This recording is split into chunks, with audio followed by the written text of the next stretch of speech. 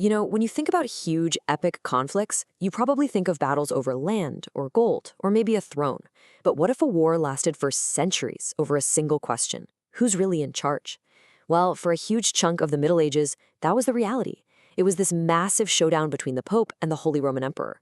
And believe me, this was way more than just some political spot. This was a fight for the very soul of Europe. So that really brings us to the core question, doesn't it? Who was the most powerful person back then?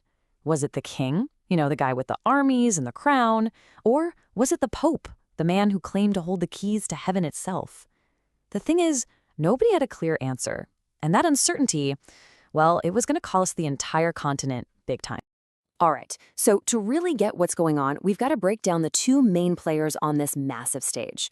In one corner, you have the Holy Roman Emperor, who's all about earthly, temporal power. And in the other corner, the Pope, the spiritual leader for all of Christendom.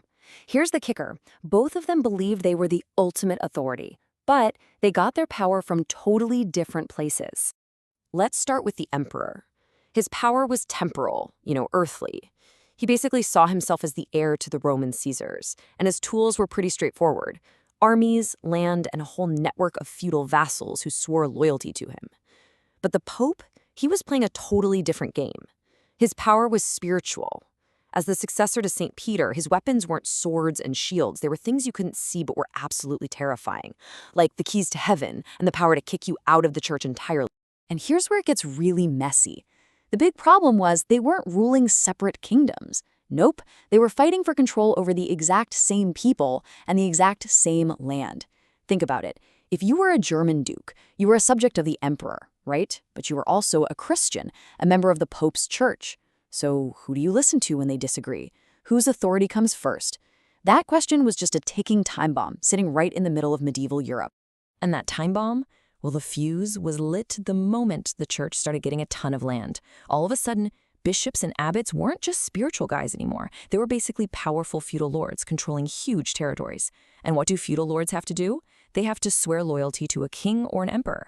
So now you've got churchmen who are also vassals, and yeah, the lines between church and state started getting really, really blurry. This whole blurry situation leads us straight into the main event, something called the investiture crisis.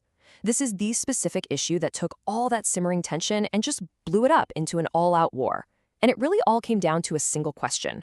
Who gets to hire these incredibly powerful bishop princes? So what in the world is investiture? Honestly, the easiest way to think about it is like a medieval HR department. The emperor figured, hey, these bishops control huge chunks of my kingdom, they're my vassals, so I should get to pick them. And then he would invest them, basically give them the job.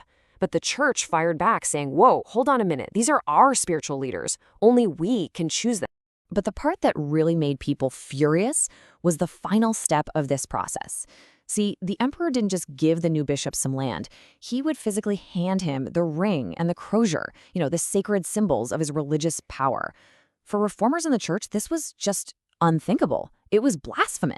It looked like a king was handing out spiritual authority, a power that should come from God alone. Okay, so something had to give, right? This could not last.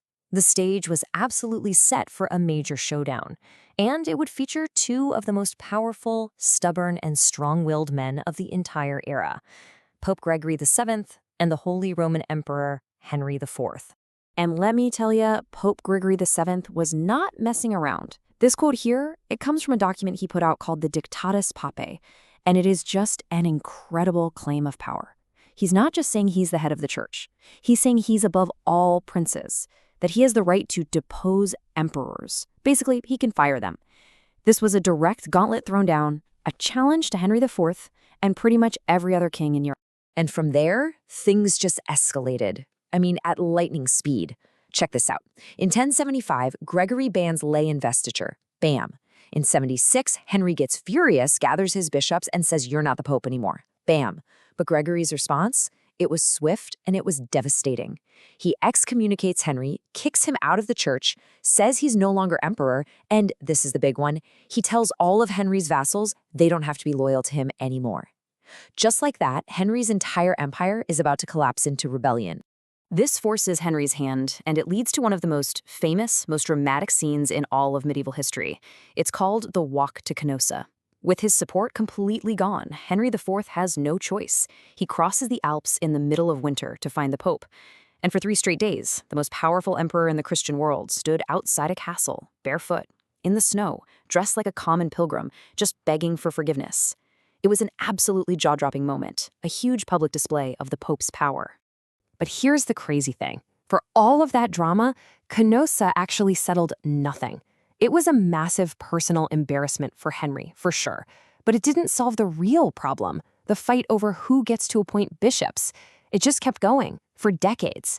Eventually, they reached a compromise in 1122 called the Concord of Worms. But that bigger fight, the one about who was truly supreme, that was far from over. So, when the dust settled, who really won this thing? What were the long-term effects? Well, you can make a really strong case that the biggest winner was the church itself. This whole struggle basically forced it to evolve, to stop acting just like a religious group and start acting more like a powerful, organized central government. Just think about how the medieval church operated. It was in a league of its own. First off, you had to be a member. It wasn't optional. It collected its own tax, the tithe, from everyone.